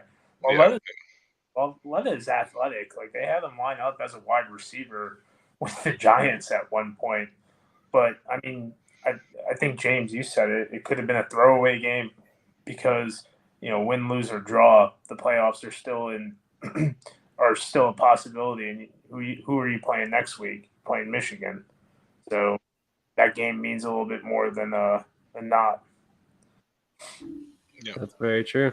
There's a lot of facets to this, all the way around. Mike Riley is an interesting coach to follow for that reason. I think he's probably had the quickest hook on quarterbacks out of any USFL coach, and yet still found tremendous success. So it's kind of interesting to see. Yeah. Okay. You're right. Kirby Wilson definitely had the shortest hook. I lie. He had the shortest hook on any player. Yeah. 100%. Equal opportunity. Chicken salad. I'd be, if I was in Birmingham, man, maybe I'd be playing quarterback. Kirby Wilson. Love it. James, I know you got to get out of here, man. Thank you so much for joining us. I really appreciate it. Before you go, if you don't mind, I would love to get your predictions for next week's games. For sure, yeah. Let me pull up the schedule really quick here so I make sure. Here you go. I got you, man. Don't even worry about it. Put you on the spot. Look at that. Look at you go. Well, New Orleans and Birmingham play in one game, that we know for sure. So Birmingham, New Orleans is going to kick things off, and it's so strange because this is a game that again could go either way. It really just depends what version of New Orleans are we going to see. Are we going to see New Orleans that played in week 3 when they put up 45, or are we going to see the New Orleans that we've seen the last couple of weeks that barely put up 20 in 2 games? I do have a lot of faith in Coach DiFilippo. He's definitely one of the highest profiled coaches we've had in the USFL so far. So I'm certain that he'll get the team back on track. But at the same time, Birmingham's been playing pretty hot. I mean, they've been doing well, coming off a win against Michigan. So, oh man, this one is tough. I'm gonna have to go with I feel like New Orleans is gonna get back on track on this one. It's gonna be close, but I give New Orleans a slight edge for game 1. Yeah. Do you have a score prediction by chance? Oh man, I'm gonna go New Orleans 27, Birmingham 23. Okay. All right. Next game. We got 4 of these. All right. Philadelphia, Pittsburgh. Oh man. See, this is what I love about spring football is that you can predict as much as you want, but you never really know what's going to happen unless it's like the 2022 Maulers against the 2022 Stallions. Like Pittsburgh and Philadelphia. Obviously, Pittsburgh won the first matchup, but Philadelphia has been the hotter team since that game. So, dang. I go Maulers, man. I go Maulers. I think Philadelphia keeps their hot streak. I think they steal this one and even the series. I'd go with Philadelphia 20, Pittsburgh 13. I think it's gonna definitely be more of a defensive slugfest between both those teams again. But James, that number isn't divisible by 3, so how do you what? Yeah, Is Philadelphia going to get another Louise. defensive touchdown? Yeah. Wait a minute. Okay. Hang on. We'll get a defensive touchdown. It'll be fine. Yeah, Special Monty teams Dennis return will or show up something. again. That guy's been balling, man. I Lucas goes into the end zone a couple times. I just don't think the scores count. Yes. Yeah, there you have it. Houston, Memphis. Oh my gosh. This weekend's going to be incredible, guys, because we have so many interesting storylines, streaky teams. Dang. I'm going to go with the home team. I think Memphis is on fire. I've seen a little bit more out of them than I have out of Houston, which I don't even know if I feel right saying that, but Cole Kelly's been on fire. Man, that is really tough. But I think Memphis just edges out Houston. I'm fingers crossed that the home team gets the win there because I think that'd be good for Memphis if they did. Dang. I go with Memphis 24, Houston 22. And then finally, I think New Jersey gets back on track. The only way I could see Michigan pulling away with a win is if they play Barriere. But if they stick kind of the same game plan, New Jersey's taking this one 28-12. All right, there you have it. Thank you for your predictions, James. Really appreciate your time tonight, man. Would love to have you back on towards the end of the season. Absolutely. Thanks for having me on. This was a pleasure, and it was great meeting all of you guys. I think this is the first time I've been on this type of podcast / show with you guys. So, Yep. Sam, Michael, Pat, it was a pleasure, and hope to do this again for sure. Definitely. Pleasure, James. Pleasure, James. Have a great rest of your night, fellas. All right, bud. All right, and then there were 3. So let's go ahead and get everybody's predictions. Pat, I know that you said you would take Pittsburgh. Do you have a score prediction on that one? Yeah. I think Pittsburgh guts it out, man. I think it's gonna be a 20-15 win. I mean, I think Philly ends the game with more yards, but that as Michael would say, that don't impress me much. You know what I mean? Like I'm do something. You know, at this point with Dolly. Like I mean, it's not a Cookus issue to me. It's an offensive line and discipline issue. That's where I see. I think Troy Williams gonna look back at the film and be like, man, I had 3 or 4 runs I could have took off to move the chains because he only had 4 rushing attempts last week. For the Stallions Breakers, I align with James on that. I think the Breakers get it together. Only reason why, because MBT is going to read my USFL quarterback rankings, and he's going to be like, "Yo, this dude ranked me number 4 and Magoo number 1." I'm going to turn it up, but MBT is a vet, competitive. Something we didn't talk about with MBT is, and I talked about with Reed today, is maybe we're seeing some fatigue, and not because of age, but because he played in 20-plus games last year. And he's been in camp with the CFL last year all the way to November and then went to camp in March. Maybe we're seeing some fatigue come in on that, like just volume of work. I still think they get it done. You know, a heavy dosage of West Hills and that dominant receiving core that I would Sage Stroud in that. I mean, I think I could see 31-8 win for them. Going down to the Gambler Showboats. I'm Team Kenji. You throw in some Terry Wilson in there. That Gamblers defense is playing way better than I thought it would. Reggie Walker and then another gentleman on that team, number 4, have been good off the edge and playing an edge role. Kenji Bahar finally found out he had checkdowns. He wasn't really utilizing them as much, and they got a good screen game going with Justin Hall. Shout out to my man Clint Sig out of Lindenwood University, who's become a kind of the USFL meme of the week. Taking flight. I think the Gamblers win 24-20 because those big edge rushers are going to make Cole Kelly's life a little bit difficult, and we'll push on to the Panthers Generals. I think the Generals lose this one. I think DeAndre Johnson has a man in the mirror type moment. I think he's going to be a little bit upset. I think Riley has a willingness to go to another QB when things aren't going well. I love DeAndre Johnson. I think he's improved mightily as a quarterback, as a thrower of the football. But we'll see what happens. I don't think it'll be a high-scoring game, but a 17-14 win by the Panthers doesn't sound too crazy to me. Completely fair. Michael, what are your thoughts on all these games? We'll start with the New Orleans game.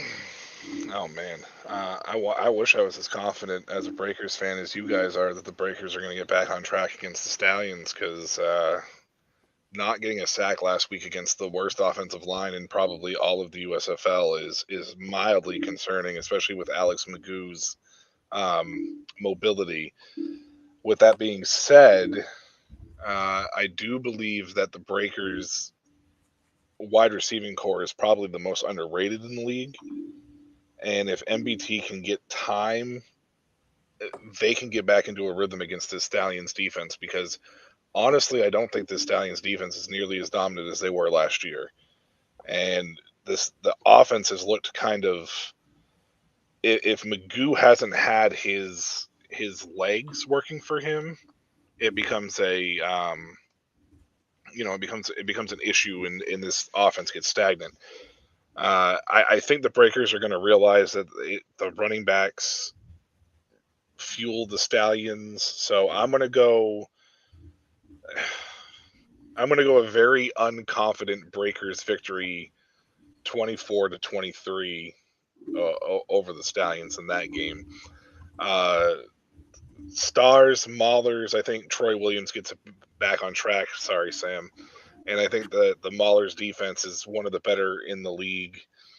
The Stars just need to find a way to get into the end zone. Yeah, they had 3 touchdowns last week, but they're undisciplined, and it's shown the last 2 weeks. If they can't get that under control, it could be a long day for them again. I know the Maulers just got shut out, but I think they're going to be good enough to be able to overcome that this week. May not be pretty, but I could see a 20-17 last-second field goal victory for the Maulers here in that sense. Down to the Houston game, I think the Gamblers beat the Showboats here. I'm a big Team Kenji fan as well. I think he's a little more I think he's more in tune with his offense than where the Showboats played last week against the Maulers, because Troy Williams and James Morgan were splitting time, which I don't understand. I don't think the Gamblers will split as long as Bahar is healthy.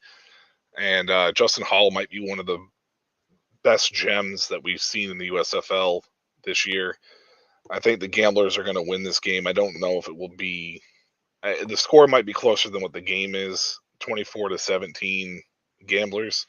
And then to close out, we have, Michigan and New Jersey. If DeAndre Johnson starts, I think the Generals win this game, as long as they're not going back to that dual threat quarterback with Loletta, and I'm afraid that they're going to do that. Josh Love, man, it's hard to be confident behind him. James mentioned, Eric Barrier, but even if that's being said, Barrier going against that Generals defense is extremely tough, because this is a battle of two of the best defenses in the league. It's just their offenses don't match. I'm going to say Generals slightly, but it's not going to be. It's going to be ugly again. Probably 14-13 Generals over the Panthers.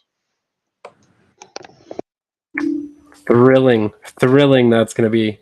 What was your score for the Pittsburgh Philly game? Pittsburgh, I think Oh, Jesus. Now you have me all confused. I don't even fucking remember now. Let's see. Pittsburgh and Philly. I think it was a 17-14 Okay. because I think Houston Showboats I said 24-17. So Very yeah, nice. 17-14 on the Stars Maulers games. 17 for the Maulers. Gotcha. That'll work. All right. Well, I'm going to run through mine real quick and then get us out of here. We got one more segment that we're going to get to right after my predictions. Pat gave us a perfect foreshadowing segue up there. So I'm going to go Birmingham 26-16. I have a lot of belief in Magoo. Personally, right now, I think New Orleans is reeling.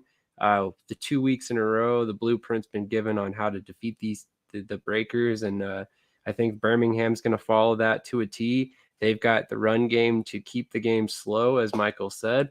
So this is the perfect offense to keep the ball out of New Orleans' hands and away from MBT. In the Philly-Pittsburgh game, I think the Philadelphia Stars win a third in a row.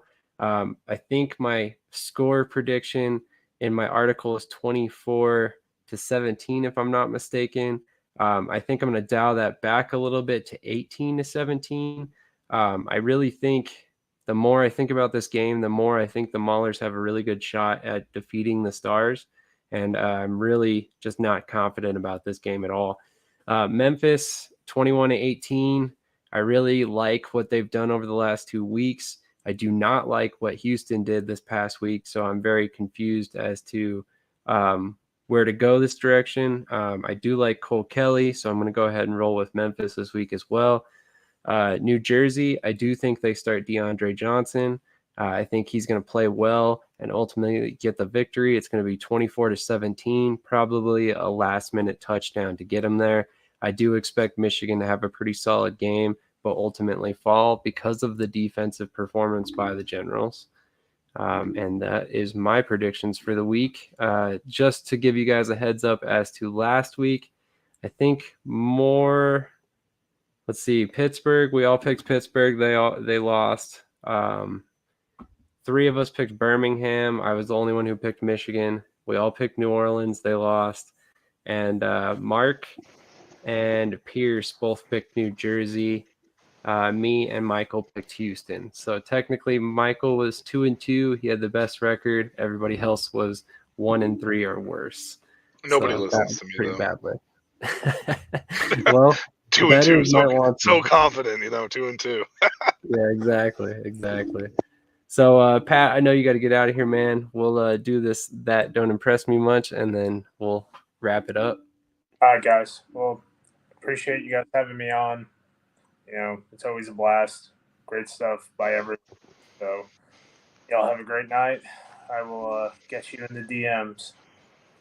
Sounds good. Have a good night, Pat. Later. I actually want to call an audible, Sam, real Okay. quick, because we have not discussed this yet. And Okay. it would have been nice to see the other two's opinions, but we discussed a little bit in the chat, but I feel like we should put it out there for everybody. The NFL just passed the That's 3 right. quarterback bylaw now, where they have the emergency quarterback that can be active on game day, and it does not count against the active roster. The NFL over the last few years has cut that third quarterback because they haven't felt the need for it. And then all of a sudden, San Francisco kind of hit the playoffs, and Jimmy Garoppolo was out for the year. Trey Lance was out for the year. Brock Purdy gets hurt on play number 2 against Philadelphia. Well, it wasn't that early, but it was early enough. And here comes Josh Johnson, signed fresh off the street. Josh Johnson gets hurt, and they had to go back to a guy that literally did not have an elbow. He threw one pass after he got hurt. And teams were kind of like, oh, maybe we messed this up. So, with that being said, the impact that this is going to have on spring football is going to be huge. Huge, Sam. And I don't think this benefits the USFL at all. I think this is where the XFL is going to get their leg up on them.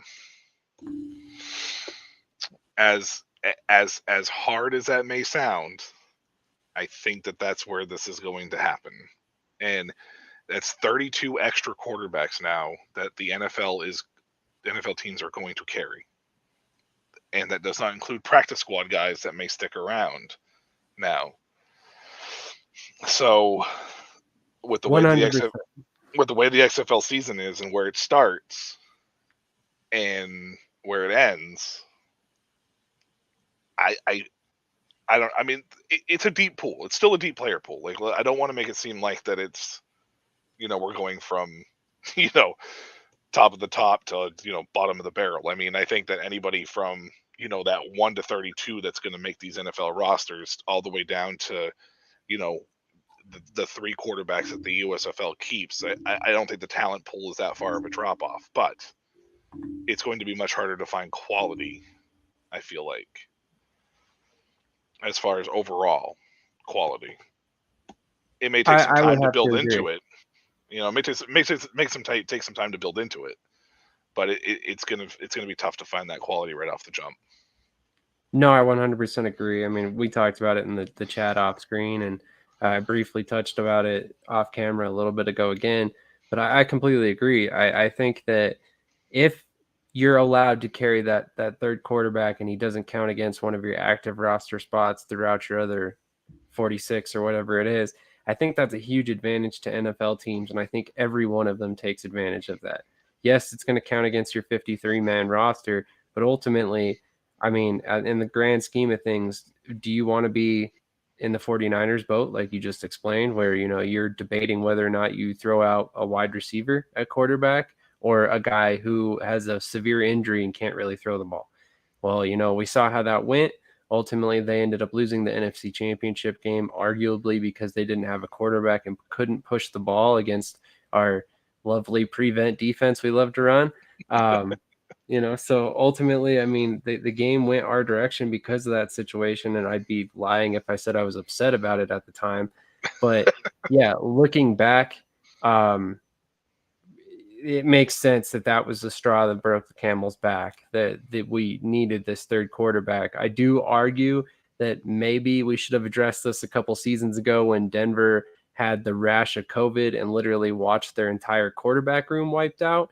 Oh, yeah, for sure. But, too little, too late is kind of the NFL mantra. But here we are, a couple years later. I also think the circumstances were a little bit different. I mean, it was COVID in comparison to like actual football injuries / play. They probably were just like, oh, it's COVID, it's a one-off deal, type of situation. Instead of it being like, well, maybe we should actually address this type of situation. So that's fair. And again, we may not see teams carry 3 quarterbacks in the front half of the year. It may be later on. They might take that third quarterback and stick him down on the practice squad and let him sit there and marinate for half a season and then start activating him on game day or whatever it may be. I don't even know if that's how that's going to be. Maybe they deactivate somebody or send somebody down to practice squad heading into the weekend and then they activate the guy. I mean, I don't know how they're going to tackle this. It'll be interesting to see how that happens. But what I do think is that each team is going to carry a third quarterback in some capacity. 100%. And I like what you said about keeping them on the practice squad, at least at first, because if you think about it, the way the practice squad rules work now, you can elevate the player 3 times before they have to be on the active roster. Talk about roster gymnastics. Technically, at that point, you have your 54th roster spot or active roster spot in that sense, because you can keep him on the practice squad, elevate him 3 times before you eventually sign him to the active roster, and then just keep him as your 47th active player. And essentially at that point, he's just counting for 1 roster spot, not counting against your active roster spots.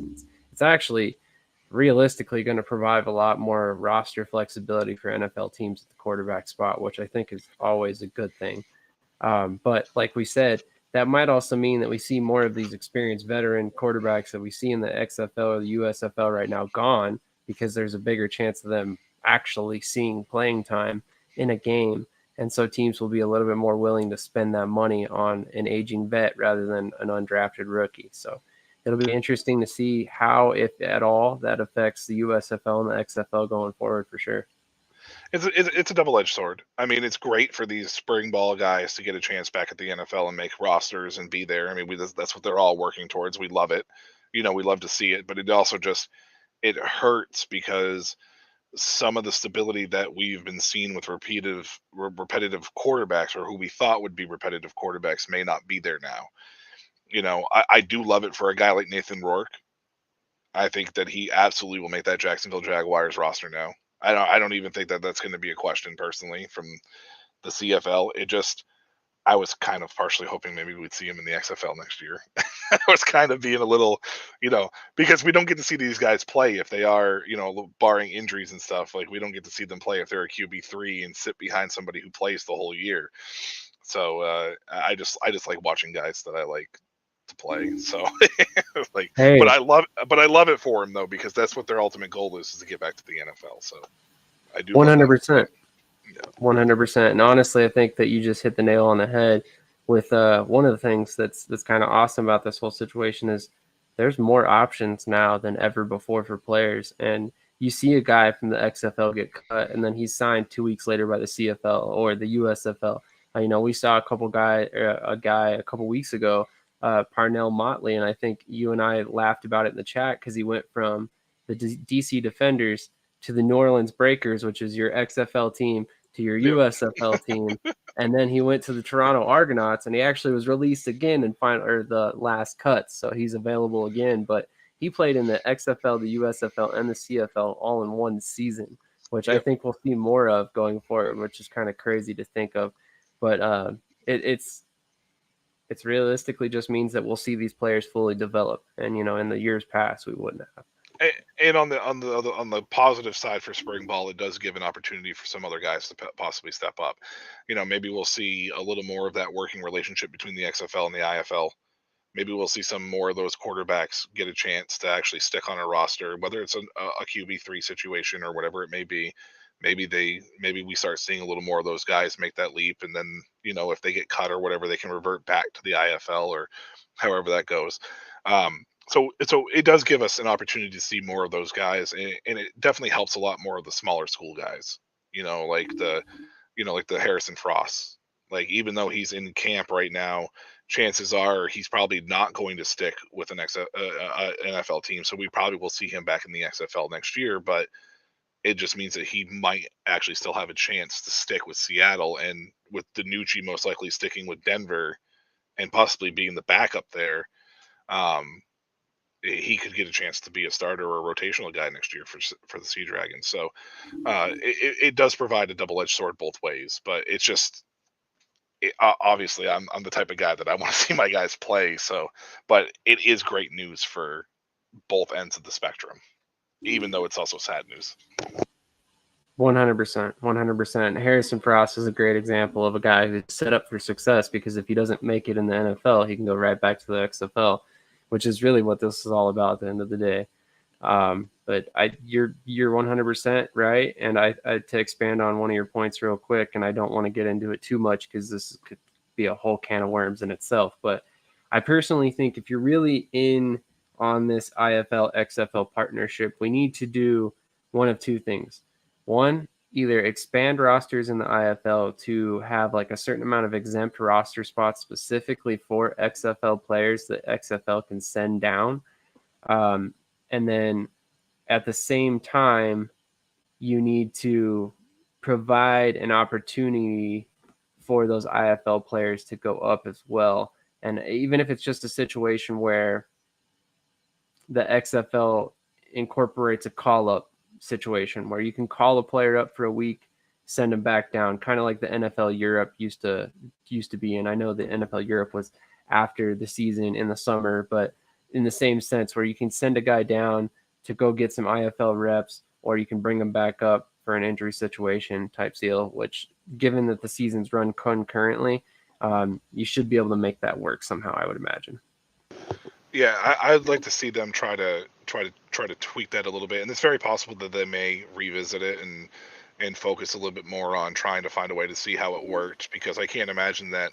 Honestly, I can't imagine that either league was really super happy with what we got from that partnership. Again, I don't know the details of what that partnership necessarily entailed, We only saw what the press release was, but we don't know what the behind the scenes stuff was. But I would like to see it be expanded upon a little bit more. Uh, I don't want to say necessarily make the IFL and minor league XFL thing, but I would like to see like maybe some IFL teams kind of be specific to one of like 2 or 3 be specific to a certain team, type of situation, almost kind of like minor league baseball.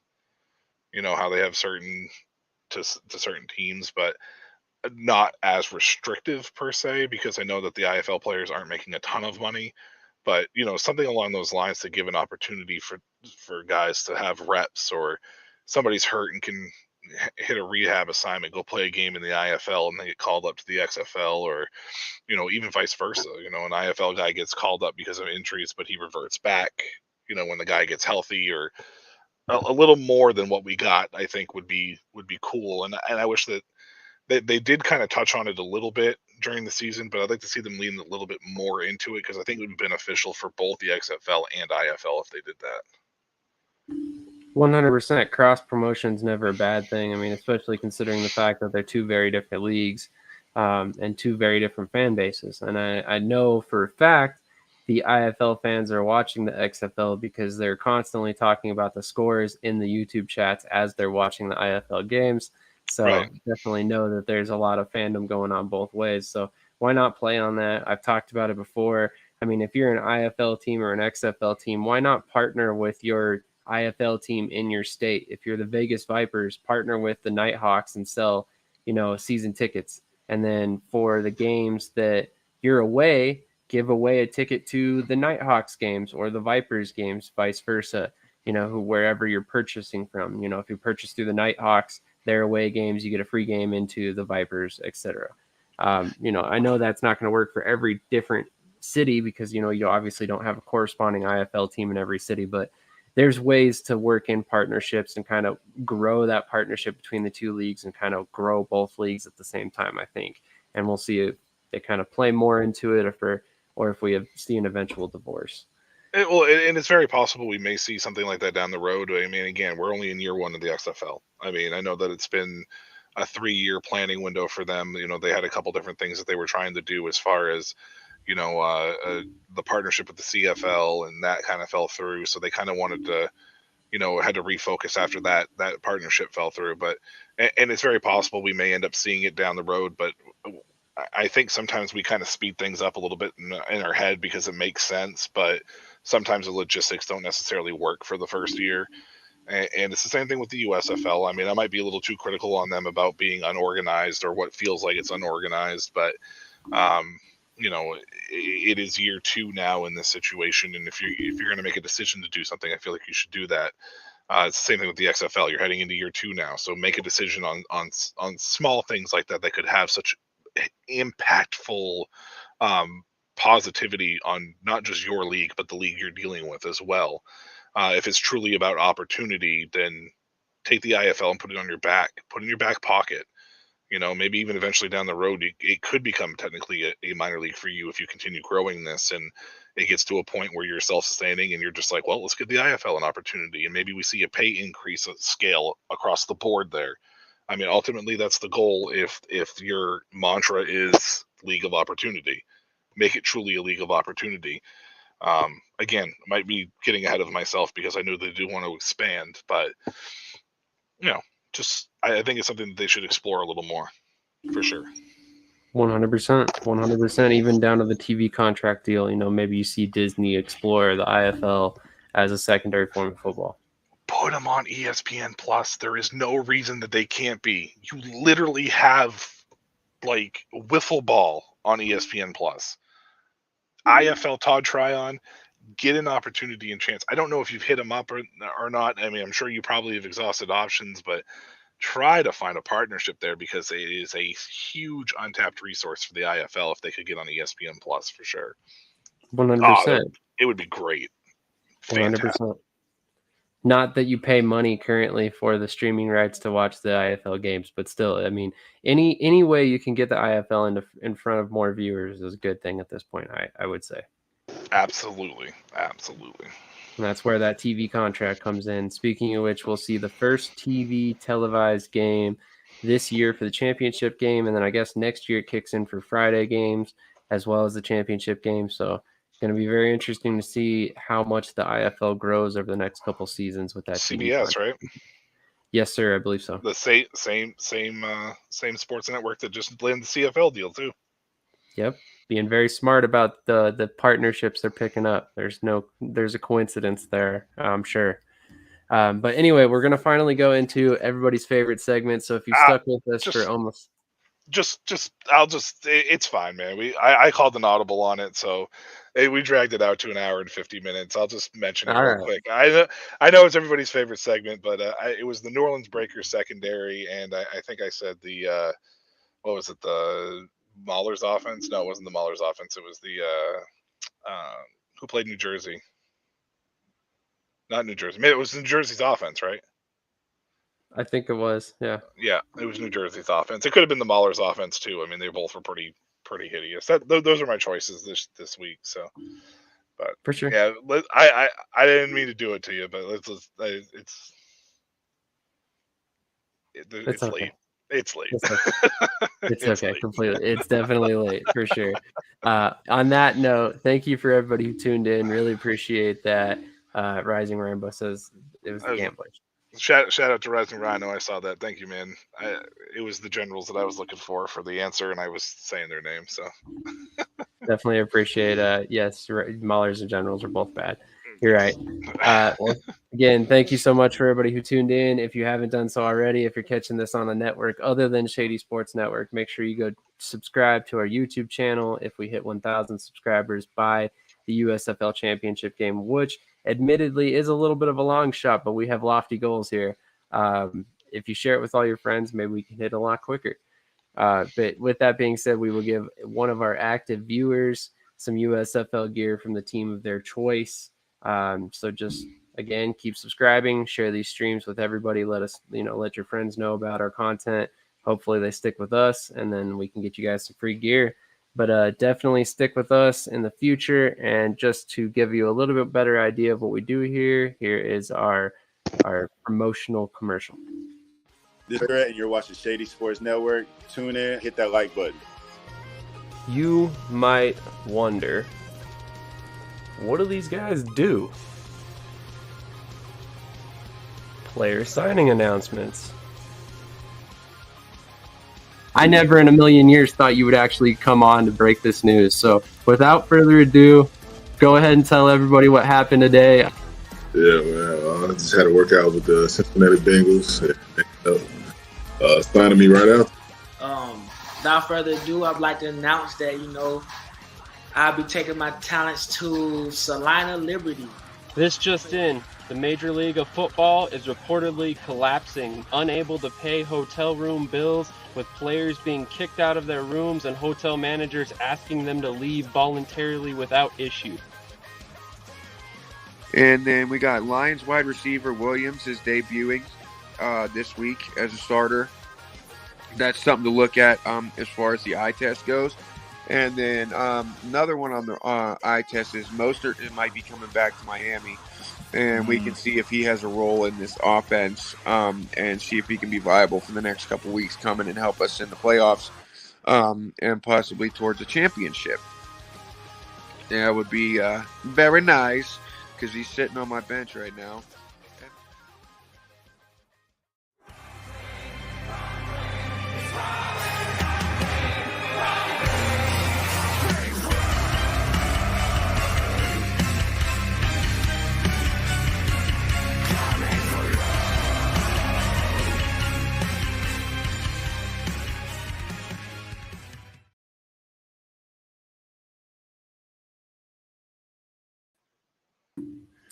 All right, buddy. Have a good night.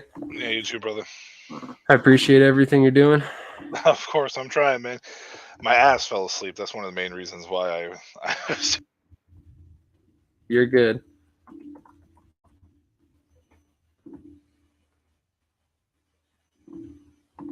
All right, then.